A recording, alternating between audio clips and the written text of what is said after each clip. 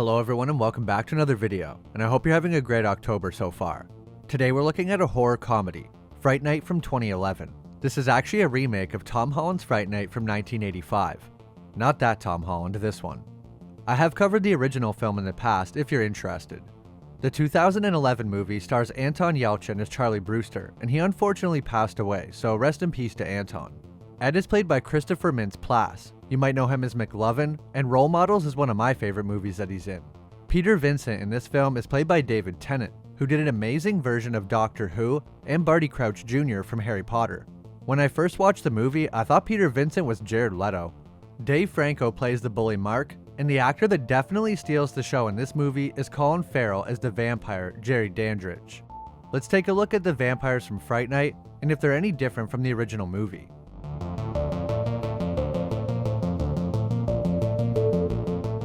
The movie takes place in Las Vegas, Nevada. We're in a random house and there's a commercial for Peter Vincent's show, except this time it's not a TV show like in the original movie. Instead, it's a Chris Angel-style Vegas show called Fright Night.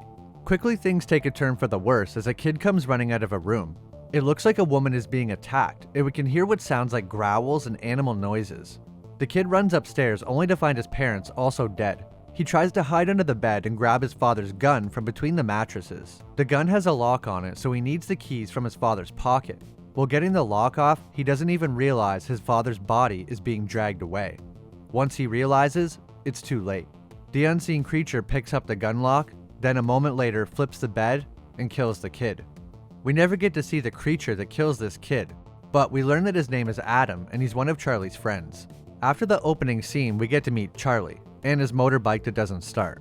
Him and his mom talk about the new mysterious guy that's moved in next door and works nights. Suddenly, Charlie's girlfriend shows up and gives him a ride to school. We learn that Charlie and Ed used to be really close friends but have grown apart in high school. Typical high school story. Charlie used to be a nerd but now hangs out with the cool kids, so he feels like he's outgrown his friend. Ed tells Charlie he needs to talk to him about something important. Ed asks if he's noticed that their friend Adam hasn't showed up to school. Charlie says kids not showing up to school is normal, but Ed insists that Charlie go with him to his house after school to check things out. After school, Charlie is introduced to his new neighbor, Jerry. We see a shot of Jerry eating an apple, which is a great nod to the first movie. Some people have wondered if the fruit eating in both movies is referencing a fruit bat. Since bats like fruit, maybe vampires would also like fruit. Later that night, Charlie goes to meet up with Ed to check on Adam. He tells Charlie we should have done this earlier in the day.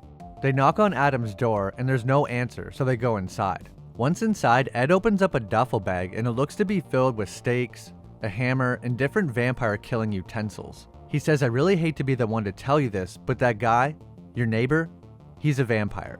Charlie is in disbelief at this statement. They search the house and find no trace of Adam or his family. They're gone. And Ed says it's not just them. He also seen a story on Channel 13 of a girl who escaped an attacker that tried to bite her. Ed and Adam graphed out all the attacks and disappearances that have been going on. Whole family's gone. Charlie says that's normal for Vegas. Nobody lives there. They just pass through. But Ed isn't so sure. It could have been a coincidence that Adam was killed, or Jerry knew that Adam and Ed were onto him. The center of all these attacks is the house next to Charlie, Jerry. Ed says it makes perfect sense. He's got completely blacked out windows, but again, Charlie says that's normal for Vegas. People work at night, sleep during the day, which is true. But Ed thinks this is nothing more than the perfect cover story for a vampire. Yeah, you read way too much Twilight. That's fiction, okay? This is real. He's a real monster and he's not... Ed goes on to explain he's a monster. He's not brooding or lovesick or noble. He's like the shark from Jaws. He will kill until everyone around him is dead. And he doesn't stop until everybody around him is dead. And I seriously am so angry you think I read Twilight. Ed asks Charlie if he's invited Jerry inside yet, and he says no. But Charlie still doesn't believe this is real. Ed says, "I thought you would take my word. I have hard evidence at home," which we'll get to see soon. I really like in the original it was Charlie trying to convince Brewster of the vampire, but I like that they have reversed it here. It's kind of cool. Charlie and Ed get into an argument about their falling out, which includes the famous line, "You're so cool, Brewster. Go ahead and join your..." From here, the two go their separate ways home. Ed gets surprised by his bully Mark and has to jump a fence and make a run for it. After going through some backyards, he thinks he's safe, but he runs right into Jerry. Ed has no choice but to break into a house to find safety. He says, "No invitation, Jerry. You can't get in." But Jerry then steps into the house and says, "Abandoned. I thought you did your homework." Vampires apparently don't need an invitation if the house is abandoned. In the original movie, only the home's rightful owner could invite a vampire in, but in the remake, it's implied that anyone could invite a vampire inside.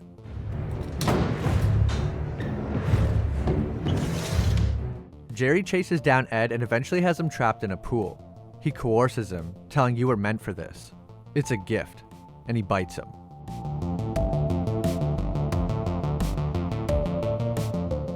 The next day at school, Charlie realizes Ed is missing. Not a good sign, so he decides to go to his house after school. He arrives to find a bunch of vampire stuff all around his room. Good vampire kit. Charlie has Peter Vincent's website open on his computer and a folder on his desktop called The Jerry Diaries. Is it like a reference to the Vampire Diaries? Maybe. The folder is filled with multiple video clips filmed by Ed. He's filming Jerry taking out his trash and coming home in his truck. But he doesn't appear on camera. The truck seems to be driving itself. He's a guy with a wheelbarrow. The horror. Don't be a dick, man. You know what I'm trying to prove. These vampires do not show up in a reflection, picture, or video. Charlie wasn't so sure about vampires before, but after seeing this footage, he's pretty freaked out. Just as he gets back to his house, Jerry approaches him and says, "I have a girl coming over for a beer, and I'm all out of beer. Think you could help me out?" And Charlie says sure. When Charlie goes inside, he takes special care not to invite Jerry in, just to be on the safe side. While Charlie is getting the beer, he's taking notice of Jerry staying at the door. He accidentally drops one of the beers and Jerry offers to help, but Charlie quickly stammers and says, No, it's okay, I got it." As Charlie hands him the case of beer, he momentarily pulls it back behind the door's threshold, and Jerry does not reach for it. This confirms Charlie's suspicion. By the look on Jerry's face, he can tell what's going on. Jerry then starts ominously talking about the girl he has coming over, then how Charlie's dad left, and his mother and girlfriend. This conversation might be one of my favorite parts of the movie. Colin really nailed this role. His demeanor seems truly menacing. They do such a great job of building up the tension in this conversation, and then just ending it so perfectly.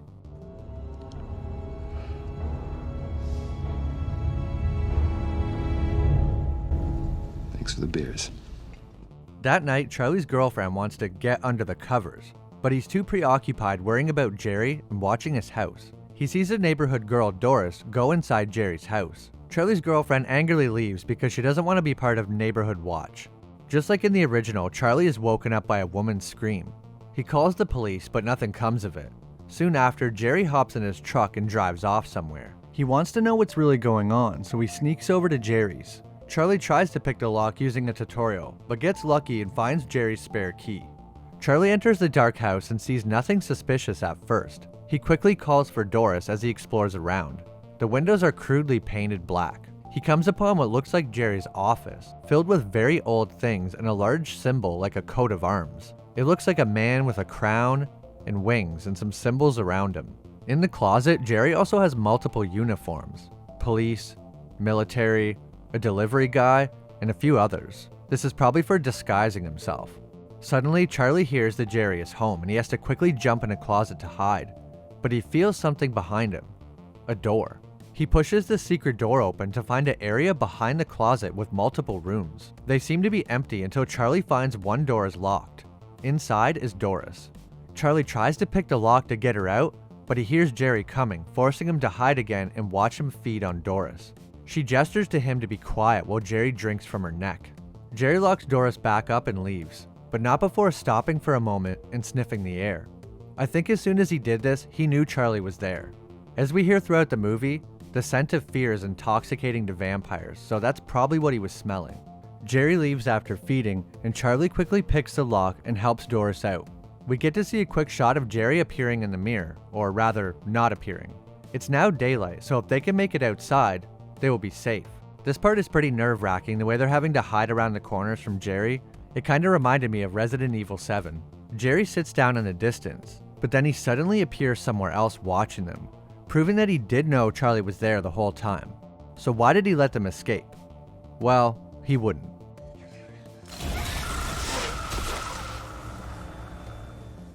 Doris instantly bursts into flames when she runs outside. The woman only arrived at Jerry's the night before and was already that weak to sunlight. I mean, weak to sunlight might be an understatement. She exploded.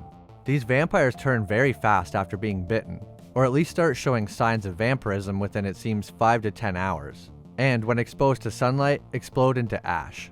In the original movie, vampires had to enter a kind of hibernation for a while before fully turning. But in this movie, the person doesn't have to be drained or enter a kind of hibernation. They can do it while still conscious. After this incident, Charlie tells his mother not to talk to Jerry or invite him inside under any circumstances. Charlie goes to the library to do some research.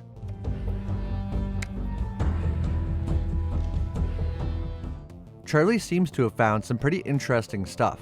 Vampires can apparently change into bats and other animals. They could change into wolves in the original movie. It says they cannot shapeshift though. I think this means they cannot appear as another human, but I'm not sure. I didn't know there was a huge difference between changing form and shapeshifting. And I can't read this whole sentence at the top, but what we can see says one bite and the blank blank to feed off the vampire. If you have any ideas what it could be, let me know. My best guess would be one bite and the victim has to feed off the vamp. Possibly talking about how to be fully turned, but it's hard to say. I couldn't find any shots where I could see the whole piece of paper. After doing some research at the library, Charlie goes to the place where Peter Vincent performs and lives. Charlie pretends to be someone from the newspaper Vegas Sun and asks for an interview with Peter. He seems to be intrigued that it's Charlie's first interview, so he gives him a shot. Charlie is brought up to Peter's room and begins to ask him questions about vampires, specifically how to kill them. Peter takes off his costume and says, "You really want to know how to kill a vampire? Well, let's think. You got fire, beheading, you can make him a big garlicky omelet, or go traditional, big stake through the heart." Charlie asks, "So that really works?" "Well, maybe not the omelet." He begins pleading with Peter, telling him, "I think one of them got my friend." But as he starts pulling out the pictures he took at Jerry's and starts explaining what happened, Peter suddenly becomes angry and tells him to get out, but Charlie does leave the pictures behind. We see Jerry's window blacked out, and Charlie's filled with crosses and garlic. Mark and a friend are smoking in their car when Jerry comes out of nowhere and bites them both.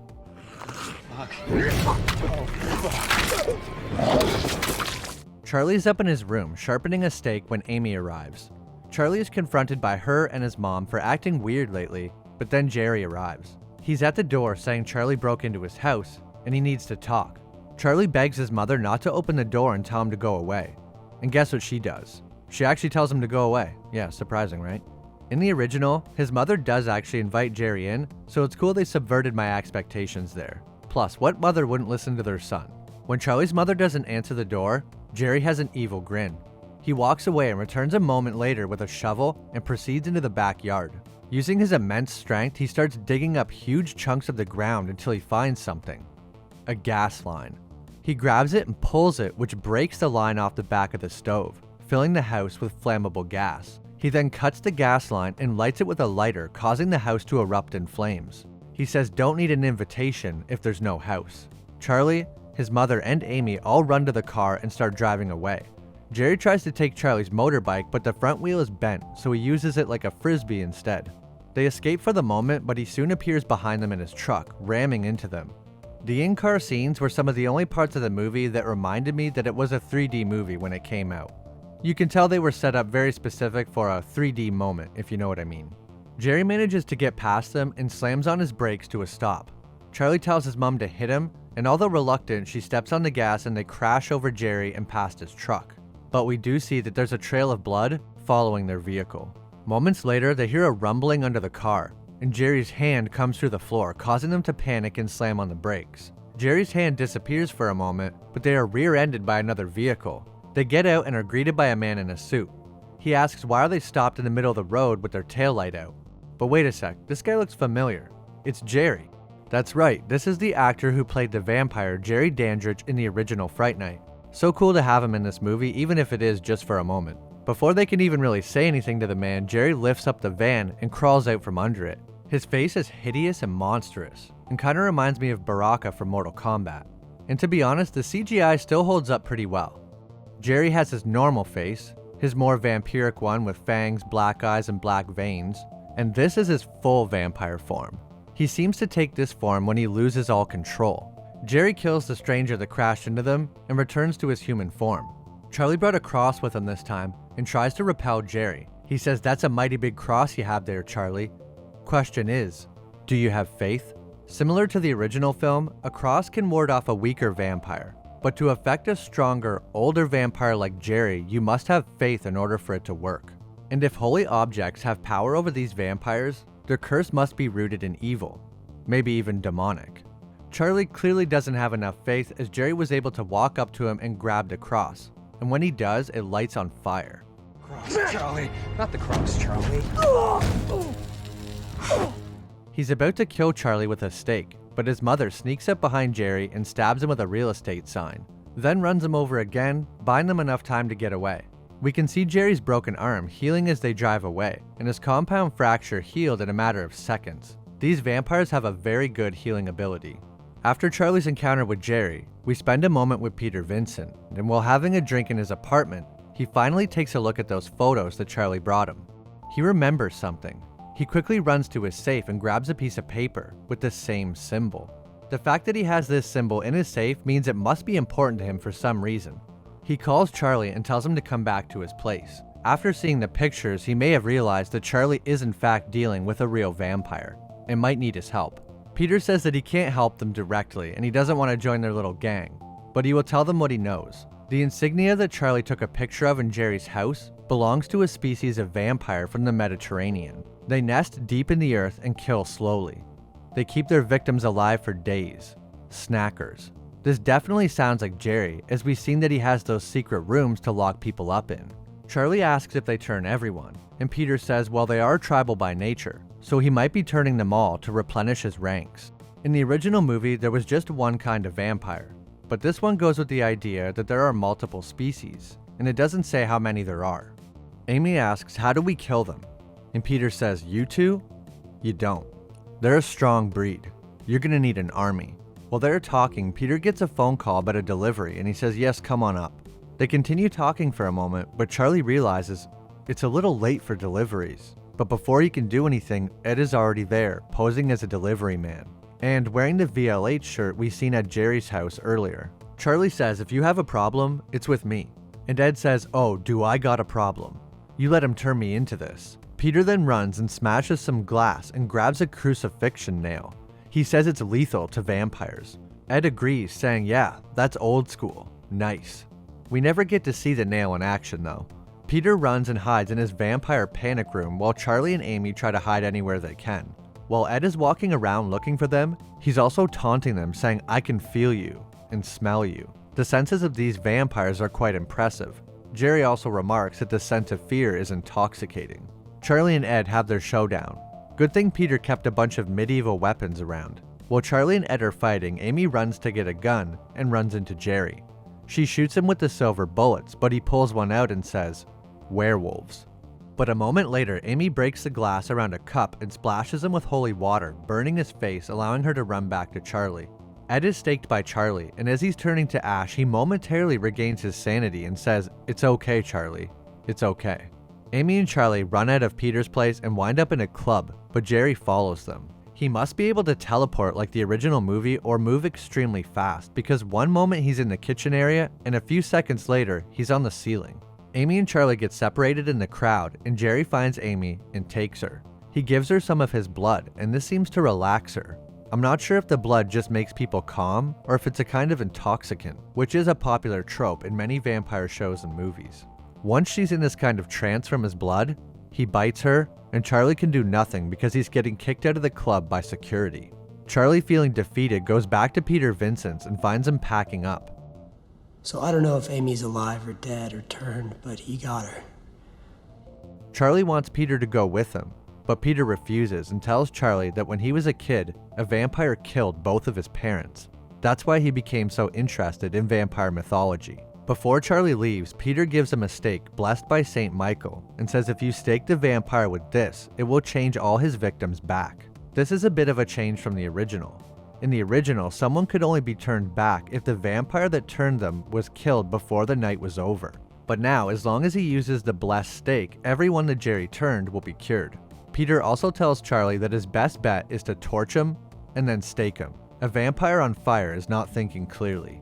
Charlie goes to pick up some vampire hunting equipment and then heads to Jerry's house for the final showdown. He starts by breaking all the upstairs windows to let light in. He calls for Amy, but she is pulled into the basement. Lucky for Charlie, Peter Vincent didn't want him to die, so he decided to show up to help. They go into the basement and find Jerry has done a bit of remodeling under his house, creating a nest for his tribe. Charlie and Peter are aware that they are likely going into a trap, but have no other option. They find Jerry and he catches a crossbow bolt mid-air. Very impressive reflexes. He then locks Charlie in a room with the vampire Amy. Charlie is with Amy now, so Peter's left to fight alone. Jerry says, "You have your mother's eyes and your father's aim." This explains why Peter had the insignia for Jerry's species, because this is the species that killed his parents. And not only that, it was Jerry himself. He throws a rock at Peter and it hits him in the head. He's kinda confused why he did that, but then we see a drop of blood fall into the dirt. A moment later, the dirt begins to rustle. Like Peter said earlier, they nest in the earth. All the people that Jerry had bitten start to emerge from the dirt walls around them.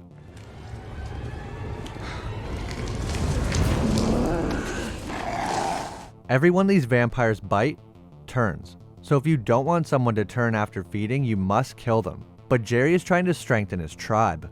Peter tries to fight them off, but there's just too many and he's overwhelmed and bitten. In the other room, Amy pretends to be fine, but quickly reveals her true form, and it's very reminiscent of the original. Again, it reminds me of Baraka or Melina from Mortal Kombat, but not in a bad way. Charlie manages to get away from Amy without killing her.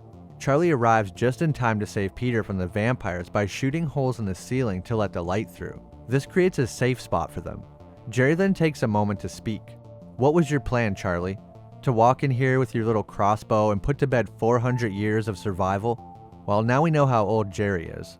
Jerry and the vampires have them surrounded, and Peter's hand is smoking. He's beginning to turn.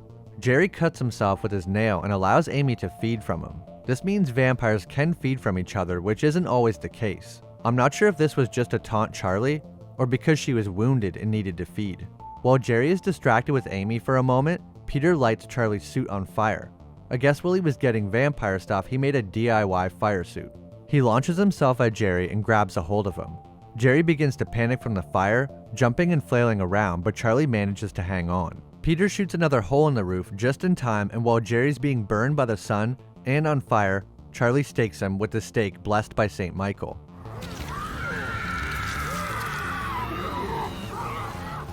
For a moment, it looks like a tear of blood runs down Jerry's face as he dies, and I wonder if that's to signify that he also regained his humanity in his last few moments like Ed. Jerry was able to withstand sunlight for a pretty long time compared to the vampire we seen at the beginning of the movie. It seems like the older the vampire, the longer they can stay in the sun. When Jerry dies in the 1985 movie, his body turns into this winged bat-like creature. This was actually a leftover prop from the Ghostbusters movie that was never used. Forgot to mention that in my original Fright Night video. The blessed stake did cure all the people that were turned, including Amy and Peter. It's possible these vampires were possessed by some kind of demonic presence. Peter calls Ed a demon, and when turned, something seems to take over them, making them into a mean and sadistic version of themselves. When Jerry is staked, a black mist comes out of each of the vampires and returns to Jerry's body, so it's like they were all inhabited by the same presence.